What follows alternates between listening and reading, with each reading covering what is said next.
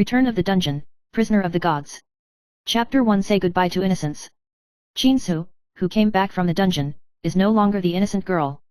Once possessed by the gods, but ruthlessly abandoned, his heart is full of hatred and loneliness. She stared coldly out the window at the night, determined not to let the past rule her. He has everything I have, but he has never given me my heart. This time, she's in charge of her own destiny.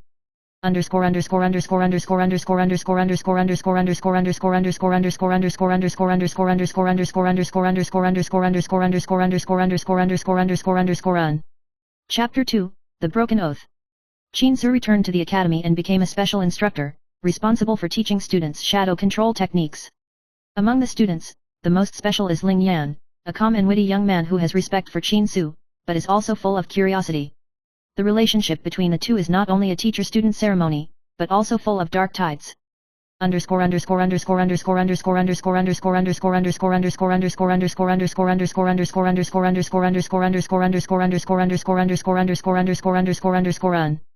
Chapter 3. A Secret Invitation. One day, Qinsu invited Ling Yan to her room, and her words were unpredictable. Come to my room today.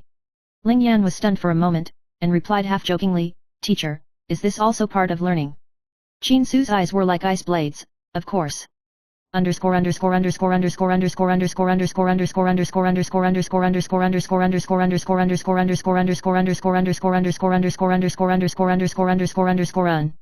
Chapter 4, The Truth in the Shadow. In the secret room, Qinsu reveals her past entanglements with the gods. She had been chosen by the gods to be his prisoner, endowed with supernatural powers, but also under a curse. That painful experience taught her how to use anger and dark forces to indulge the people and things around her.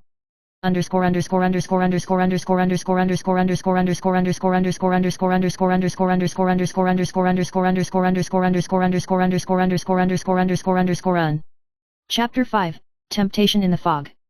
Ling Yan was gradually attracted by Qinsu's charm and power, and the line between the two gradually blurred.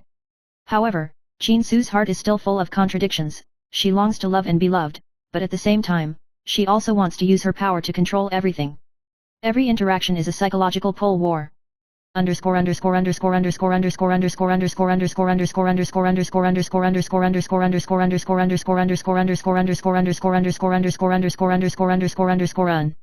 Chapter 6, The Return of the Gods.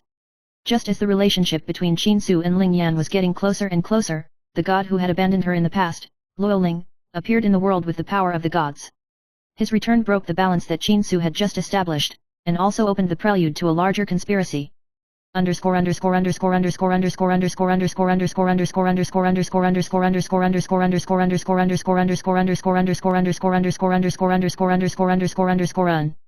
Chapter 7, Power and Betrayal. Luoling tries to recapture Qinsu and starts a struggle between the gods and mortals. Qinsu is no longer the girl who was at the mercy of others in the past. She leads Ling Yan to fight against the rebels against the hegemony of the gods. But in the world of the gods, trust has become the most scarce resource.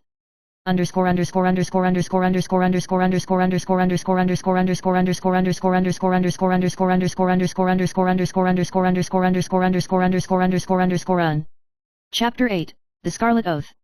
Faced with betrayal and despair, Qinsu chose to make a bloody oath with Ling Yan and challenge the power of the gods with a mortal body. This pact brings not only infinite power, but also unpredictable crises.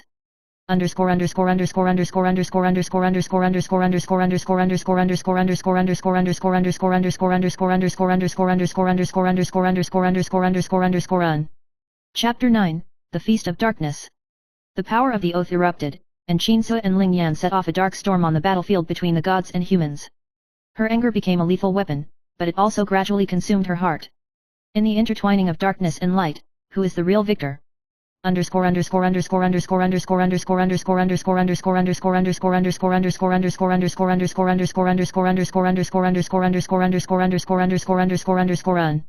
Chapter 10, Liberation and Salvation.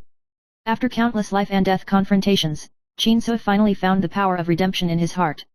She lets go of her past hatred and learns to truly take control of herself instead of being dominated by anger. Ling Yan was by her side, becoming her strong pillar. The two join hands to usher in a new future. Chapter 11, The Beginning of the Year. The story draws a line between light and darkness. Qinsu is no longer a prisoner of the gods, but a master of freedom. But new challenges have emerged, and the worlds of God and man are still intertwined with unsolved puzzles. Her story has just begun.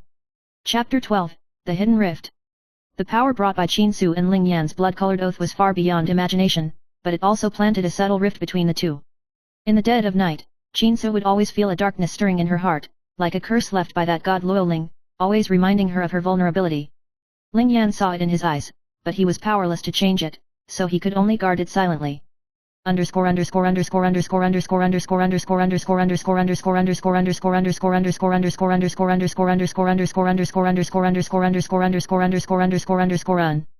Chapter 13, The Divine Trial. Luoling did not quit there. He sent an emissary, the mysterious black-clad assassin Wei Xiyu, to challenge Qin Su. Wei Xiyu has divine powers, but she is conflicted by the loss of part of her memory, which becomes an uncertain factor in this battle. Qin Su and Ling Yan must find the dawn of victory in the trap and betrayal.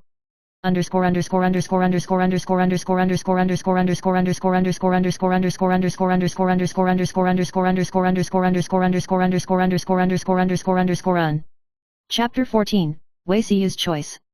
In several encounters, Wei Xiyu had complex feelings for Qin Su and gradually recalled her past.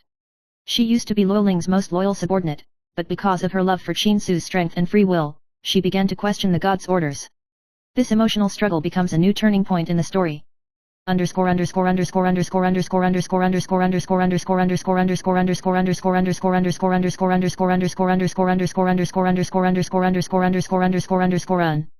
Chapter 15, Broken Faith.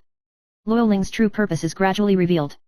Not only did he want to recapture Qin Su, but he also tried to reshape the order of the divine realm and become the lord of all gods. And Qin Su's existence is an indispensable key to his plan. This makes Qin Su have to face his past and his deepest fears.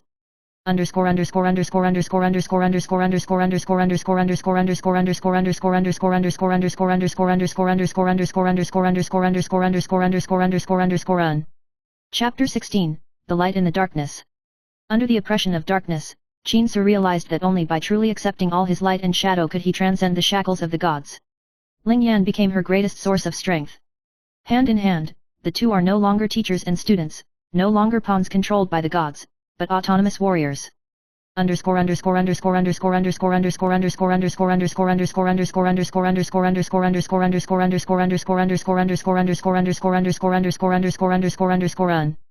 Chapter 17, The Final Battle. At the junction of the divine realm and the human world, Qin Su and Luoling had a decisive battle. This battle is not only a contest of strength, but also a contest of faith and will. Ling Yan and Wei Xiyu also played an important role in the battlefield, helping Qin Su resolve the crisis.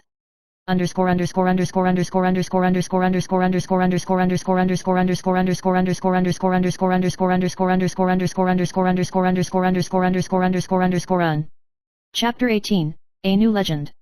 Luoling retreated, and the order of the divine realm was reshuffled. Qin Su was finally free, and she chose to seal her divine power and return to mortal life. However, her story doesn't end there. A new legend is unfolding. Chapter 19, Brokenness and Rebirth.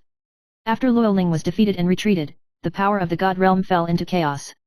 Although Qin Su sealed her divine power, her body could not immediately return to normal. There was still the afterglow of the gods in the depths of her soul, and it was an indescribable loneliness and pain. Ling Yan guarded her side, silently accompanied her, and gave her unlimited support. Wei Xiyu chooses to leave and embarks on a journey to find self-redemption. At this time, Qin Su finally understood that the real power did not come from the gods, but from her control of her own destiny.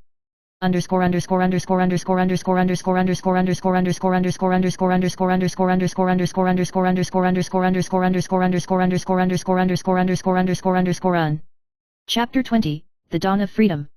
After countless baptisms of wind and rain, Qin Su finally had true freedom. She returned to the academy with Ling Yan and decided to turn her experience into strength to help those who were tormented by fate. The innocent girl of the past no longer exists, and she has become a beacon that leads the way to find hope in the intersection of darkness and light. When the morning dawned, Qin Su looked into the distance, his heart was full of firmness and calm. She knew it was just a new beginning.